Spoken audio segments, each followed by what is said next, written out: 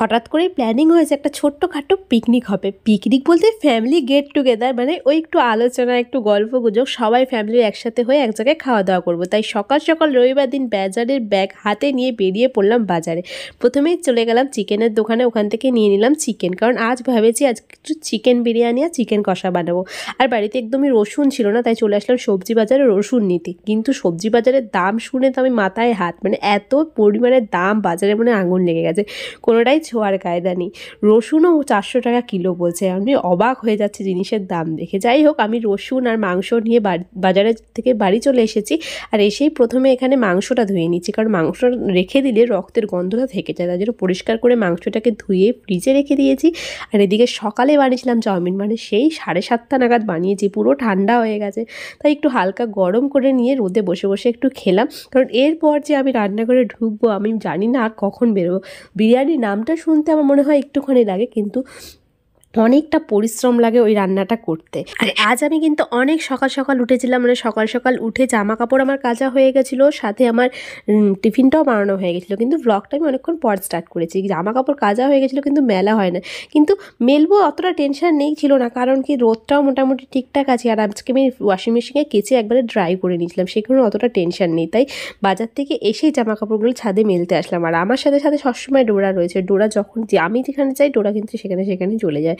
আর ছাদে এসেছি তাই ও চলে এসেছে, ও একটু রোদ তাপিয়ে আবার কিছুক্ষণ পর নিচে চলে যাবে। আর এদিকে আমি জামা কাপড় মেলে এই বসলাম বিরিয়ানির প্রিপারেশান করতে, মানে আলু পেঁয়াজ যা যা লাগে সমস্ত কিছু কাটতে। আর পেঁয়াজ কাটতে কাটতে তো রীতিমতো চোখ থেকে জল বেরিয়ে গেছে, মানে এতটা বেরেস্তার জন্য এতটা পরিমাণ পেঁয়াজ লাগে, সে কারণে কাটতে কাটতে একদম কান্নাকাটি শুরু করে দিয়েছি। আর চিকেন কষা বানাবো। চিকেন কষা বলতে ওই আলু থাকছে, মানে বাঙালি যাই করুক না কেন আলুটাকে কোনোদিনও ছাড়তে পারবে না। তাতে আলুর দাম যতই বাড়ুক আর যতই বাঙালি বড়লোক হয়ে যাক না কেন, আলু থাকবেই মাংসে, সেটা মাটন হোক বা চিকেন, সেরকমই একটা ব্যাপার। চিকেন কষা থাকবে কিন্তু আলুটা লাগবে, বিরিয়ানিতেও আলু লাগবে আর এখানেও আলু লাগবে। সেই কারণে আলুটা প্রথমে ভেজে নিচ্ছি। এটা হচ্ছে মাংসের আলু যদিও, আর বিরিয়ানির আলু আমি একটু সেদ্ধ করে তারপরে একটু কালার দিয়ে ফ্রাই করি। যাই হোক, পুরো প্রসেসটা যদি তোমরা চাও তো অবশ্যই বলো, তো কোনো সময় শেয়ার করবো, আজ পুরোটা শেয়ার করছি না। আর এদিকে চিকেনটা কিন্তু ম্যারিনেট করে নিয়েছি। আর এইখানে যে চিকেনটা দেখছো এটা কিন্তু বিরিয়ানির চিকেন, মানে বিরিয়ানিতে যে লেগ পিসগুলো দেবো সেগুলো। আর আজকে ডিমান্ড হচ্ছে আমাদের ফ্যামিলির মধ্যে একজনের পালং শাক খাবে, ও শুধু খাবে, সেই জন্য ওর জন্য আলাদা করে পালং শাক রান্না হচ্ছে। আর এদিকে ছেলেকে দিয়ে দিলাম গরম গরম একটা ডিম সিদ্ধ, যেটা প্রতিদিনই খেয়ে থাকে। আর আমাদের বাড়িতে জানো তো একজন ভেজিটেরিয়ান আছে, মানে আমার বাবা, মানে শ্বশুরমশাই কিন্তু পুরোপুরি ভেজ, মানে পেঁয়াজ রসুনটা খাওয়া, মাছ মাংস ডিম একদমই খায় না। তার জন্য কিন্তু বাবার জন্য হচ্ছে পনিরের তরকারি, পেঁয়াজ রসুন দিয়ে কষা কষা করে পনিরের একটা তরকারি করছি, আর সাথে একটু ফ্রাইড রাইস করছি। ফ্রাইড রাইস ভাবছি আবার এক্সট্রা করে, না এক্সট্রা করে করবো না, ওই বিরিয়ানির যে ভাতটা করেছিলাম সেই ভাতটা একটু তুলে রেখেছি বাবার পরিমাণ মতো, আর একটু গাজর বিনস ক্যাপসিকাম ফুলকপি সব কিছু দিয়ে একটু ফ্রাইড রাইসটা নাড়িয়ে দিয়েছি ঘি দিয়ে আর কি। আর যেমন কিছুই না, আর কোনো ঝামেলাও নেই। আর বাদবাকি আমার মোটামুটি সব রান্নাই কমপ্লিট হয়ে গেছে। এটা হচ্ছে মেন পার্ট বিরিয়ানির, এই যে সাজানোটা, সাজিয়ে সুন্দর করে স্টিম করাটাই কিন্তু কায়দা। একটা ভুল হয়ে গেলে সব কিছু মিসিং হয়ে যায়। তাই জন্য মনোযোগ সহকারে একদম বিরিয়ানিটা মিক্স করতে বসে। আর এটা দেখতে কিন্তু বেশ ভালো লাগে। যাই হোক, তোমরা যদি কিন্তু এই আমার বিরিয়ানির রেসিপিটা চাও তাহলে অবশ্যই কমেন্টস করে জানিও, কোনো একদিন ভালো করে শেয়ার করে দেবো। এখানে আমি কোনো রেসিপি শেয়ার করছি না যদিও। যাই হোক, এদিকে আমার মোটামুটি বিরিয়ানি দেখো পুরোপুরি স্টিম করার পর চলে এসেছি আমরা খেতে। মানে কন্টিনিউ ভিডিওটা হয় না আর কি, যেই গল্প গেট টুগেদার হলে যেটা হয় আর কি। তো এখানে চলে এসেছি, সবাই মিলে গল্প করতে করতে বসে খাবো একদম আমাদের হলরুমের মধ্যে। বিরিয়ানিটা দেখেই লোভ লাগছে না? আজ একটু ঘিটা পরিমাণে কম হয়েছিল, বাদবাকি সব দিকেই মোটামুটি ঠিক হয়েছিল।